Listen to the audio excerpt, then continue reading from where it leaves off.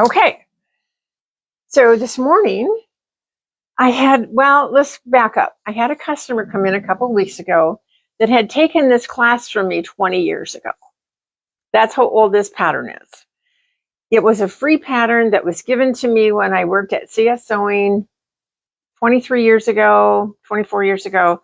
And we did a little class then, just fun with fabrics. And it's a little pincushion. It's called the Fabric Flower Pincushion. I think since then someone's written a professional pattern, but this is a free download. Maybe Gabe will be able to get it up today. I'm not sure, but we will post this in the free patterns on our website. If not, I'll actually just try and load the PDF right on the Facebook page. It won't be I might be able to do it in this group later. I can do it as a comment. Try. Yes, I'll try. I think you can try. Anyway, it's going to be a free, it's just a typed sheet of paper. I'm going to scan this in as a PDF if I don't already have it there, and we'll load it for you because this is a really fun project to do. Christmas is coming.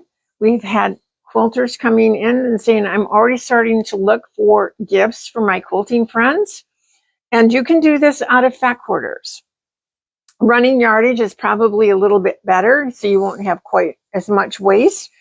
But you can do this out of fat quarters. So let's talk about what you need to get started.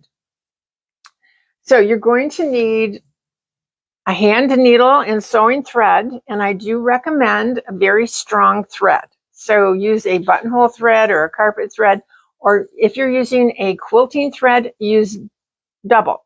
So make sure that you knot both ends, not a single end like you do on your binding. You're going to need scissors or your circle cutter. You're going to need a glue gun, and you're going to need some cardboard. Now, I use the lids off the pizza boxes. It's the perfect weight. So if you have this really nice, perfect weight, and then what you're going to do after that, you're going to cut templates out of your cardboard. So you're going to cut your base. The pattern calls for 3. Mine's a little bit bigger. So this is just a cardboard base. You're going to need one for your cardboard template for your center. The pattern actually tells you the sizes. So mine's a 5.5, so I can fussy cut my design. And you're going to need a 5-inch base for all of your petals. So in the pattern, it tells you to cut the cover of your base smaller than your petals. You don't have to do that. Just use your same template because that'll give you more pull around your base, which I'm going to show you. So then you're going to cut all of your pieces. Now, if I'm using my circle cutter, I can cut multiple layers at one time. So I need a 5-inch circle to do my petals. So row 1, and actually you can write that right on I know this is handwritten, but you need 8 for your first row, 7 for your second row, and 7 for your third row. And that's one of the reasons why I liked having a basic template, because all of those measurements are right there and it stays in my project box. All right, so I've set the rotary cutter up for 5 inches. And again, if you don't know how to do that with your rotary cutter, what I did was I put my blade on, I'll do it this way, Gabe. I put my blade on one line and I put my stylus on the 2.5-inch line. That gives me a 5-inch circle. Yes, that gives me a 5-inch circle. So I'm all set to go. This is my turn stylus here. That's my sticky point. So I'm going to put this in here. I'm not going to release the blade until I know I can get my circle. So let's just, right there looks really good. I'm not pressing down. I'm just doing, like a run through. I push my stylus into my mat. I'm releasing my blade, and this is going to help me turn. And I'm doing it in small increments so the fabric doesn't bunch in front of my blade. And then I'm going to go around one more time to make sure I don't have, because I have an old blade in here and it doesn't want to cut through in some places. I cut my cardboard with it, which you shouldn't do. So it dulled my blade. So there are my perfect circles. So if you don't have this, then you're going to take your template and you're going to lay it on here and you're going to draw a line. You're just going to draw your line. I'm trying not to jump around on Gabe. And you're going to hand cut. That's all. You got to cut 8 of one color, 7 of another color, and 7 of another color. Once you have those done, set that aside. Then we need to fold all of our circles, except one. You have to save 2 out. And then I'm going to jump back one more step. You have to cut one more circle a 1/2 inch bigger than the rest. That is your flower bud in the center. So that needs to be bigger because you're going to stuff it. And that's all in the written instructions. So I don't want to jump around and get ahead. The next thing you're going to do is you're going to take all of your fabric circles and you're going to fold them in half like this. And you're going to fold them in half again. And you're just going to, I just finger pressed mine. Use your finger press tool, not your finger. And then you can hit them with your iron if you want to. So let's do this again. You're going to fold them in half. Do a nice crease on your edge. Use your pressing tool, not your finger, but I was more concerned about the glue working this morning. And then I really do hit those with my iron.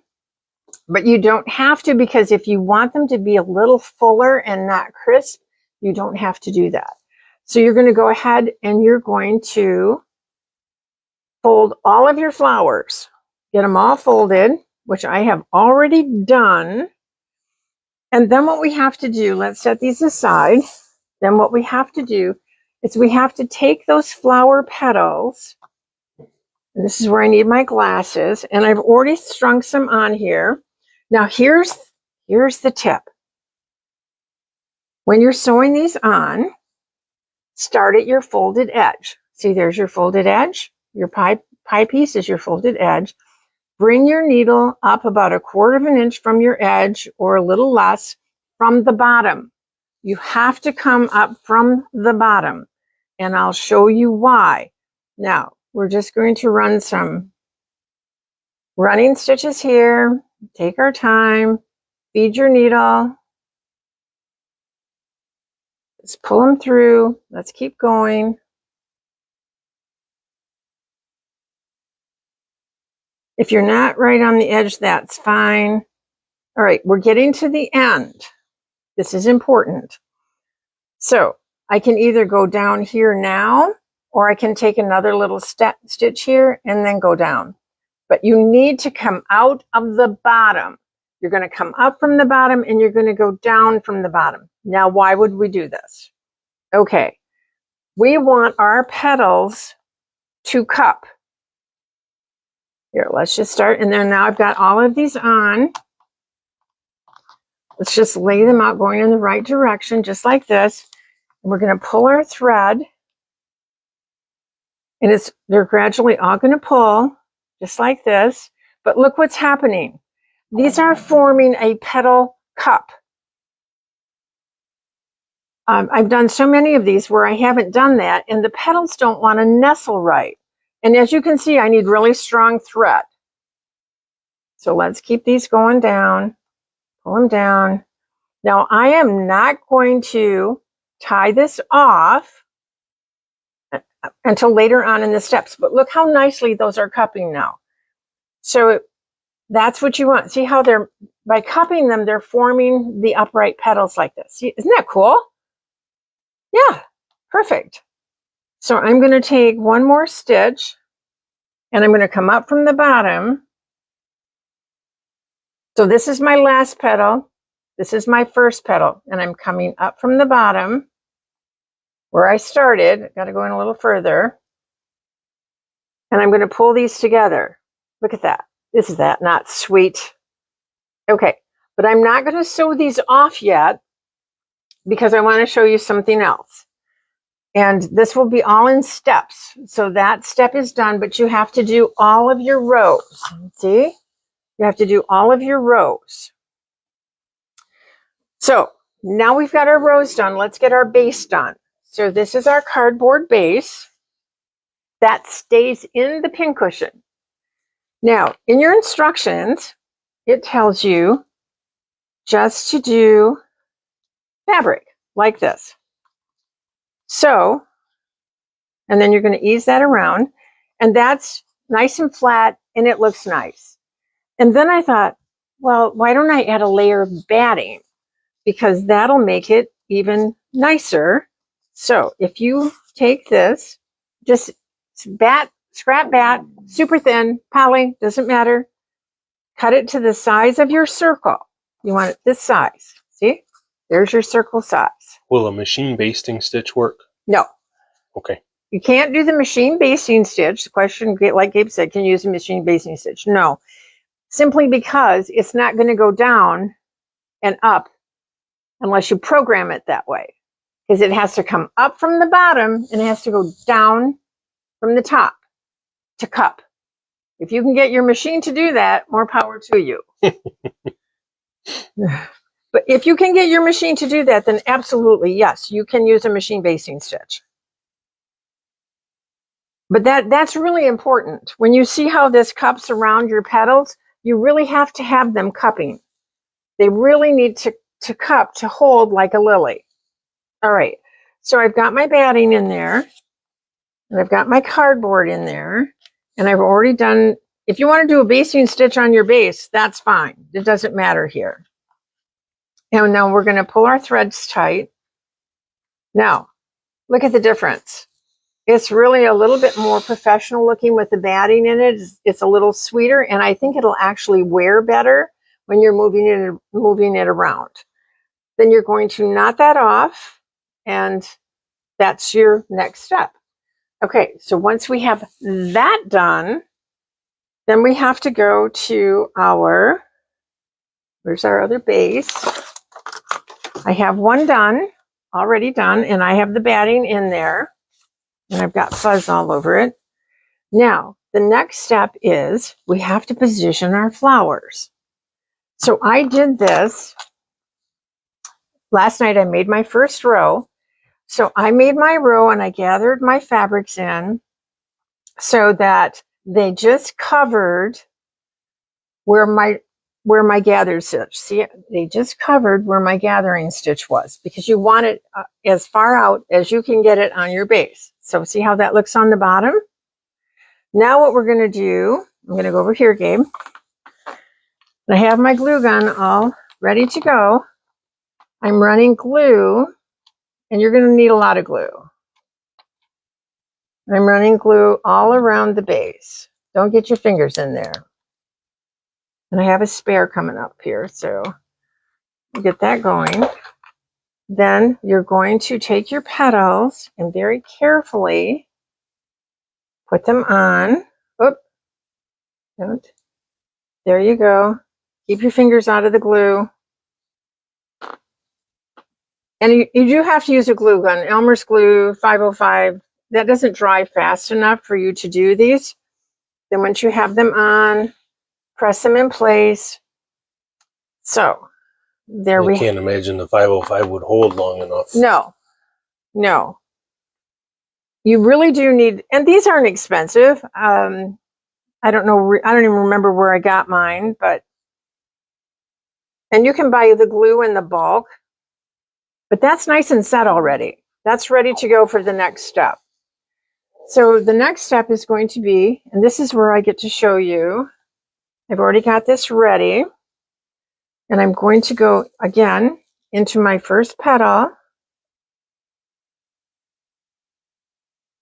because it has to cup. Okay, so we are going to gather these around. Make sure that we get these going. Gather them up pretty nice and tight to start with, because then you can loosen. Now, this one has 8. This one has 7. you're going to reduce the number of petals that you have on here. Let's get these scooched down. This just takes a little finessing, no big deal. Yeah, they're going to flip all over the place. Okay, so these I'm going to do pretty nice and tight.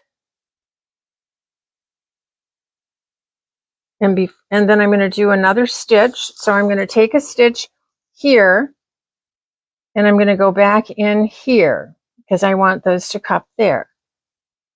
So just do that. Make sure your petals are kind of flaring out. And let's see, will that fit there? Oh boy, look at that. Isn't that cool? All right, so that's pretty good. I'm going to just go ahead and knot that off. We're just going to do a couple more stitches in there. And these are really cool when you do them scrappy.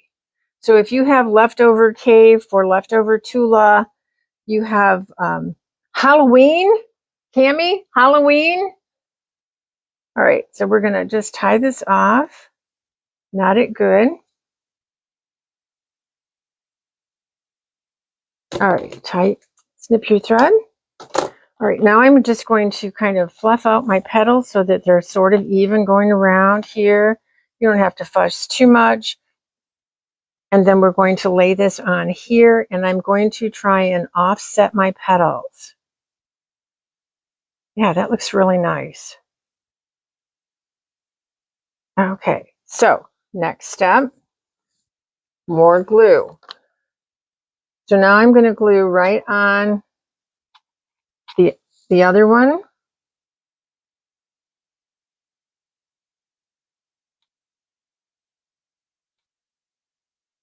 There we go. That's a lot of glue, but that's okay. Now, we don't want to, we want to make sure where we were. Centering it nice, don't get burned.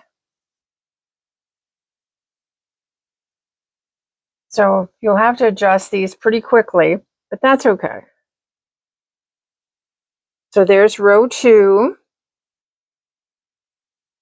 Now we're going to do row 3. Same thing. And this one's I'm going to even pull tighter because, and some people I know have actually eliminated one more petal when they've done this row. Again, we're going to sew that off. Pull it in nice and snug.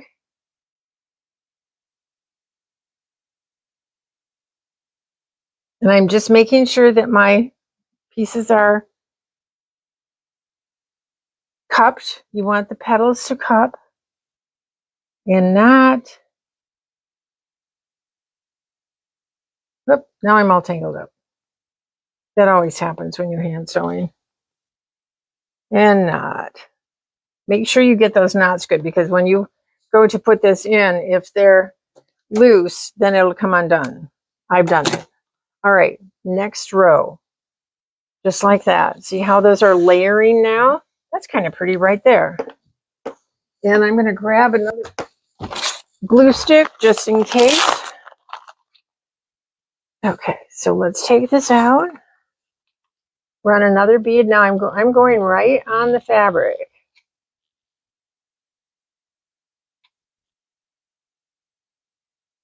This is fun. I love doing this.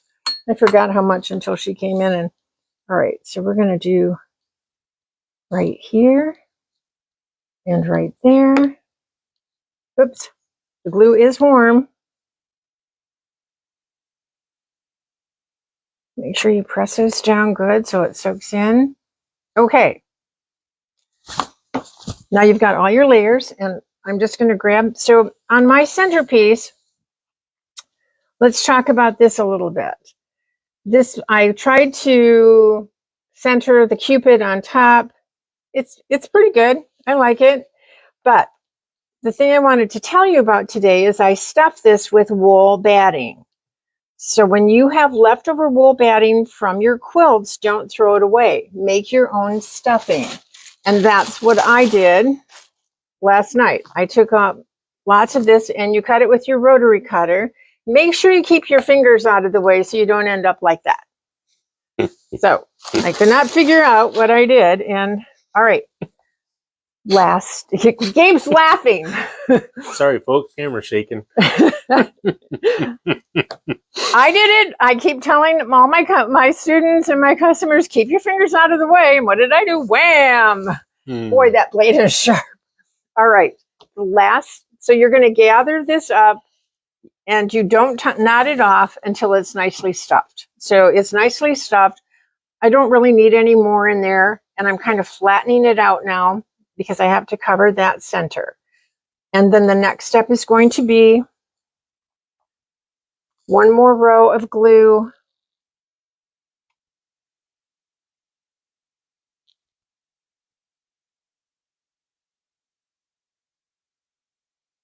A little bit more right there. And then I'm going to put my center, voila. Press it down, hold it for a few seconds, let the glue go. Look at that. We did that under half an hour. It took me longer to cut all my pieces and sew them together. But look at that beautiful little flower pincushion you have now. Again, my pieces are just a little bit bigger. I had to do them bigger because I needed to center the Cupid. If you use a smaller design like this one, you won't have to make it that much bigger. So this is traditional. That's the size that your pattern will make. And this is if you make it a quarter to a half an inch bigger. So there you have it. Fabric flower, ta-da! Fabric flower pincushions. I love doing these, and they make the nicest little gifts. So I should have probably centered these a little bit better between the petals, and you can do that. So, but that is really cool. It looks like a lily. It does look like a lily. Okay, so Trying to figure out how to Halloweenize it. I could do that. I almost did one. I had the skeleton head cut for the center. But I'm trying to figure out the petals too, how we could change the petals a little bit so that it would make it a little more spooky. But I think if you did petals like this in the really spooky colors, the neon colors, that the petals would be kind of like blades coming out, you know, the Reaper. Take a look at it. We can do dragon eggs this way, you know, all kinds of cool things. It's whatever your imagination will work for you. Well, I was just going to say you could set one of the eggs. Yes. One of the pinned eggs that you do in the center and Wouldn't glue that that be cool? in. That would be neat. That would be really cool. It's like the egg is nestled in the nest. There we go. Yeah. You can make them bigger. You can make them smaller. All right, everyone. Have a wonderful week. And happy quilting. Yes.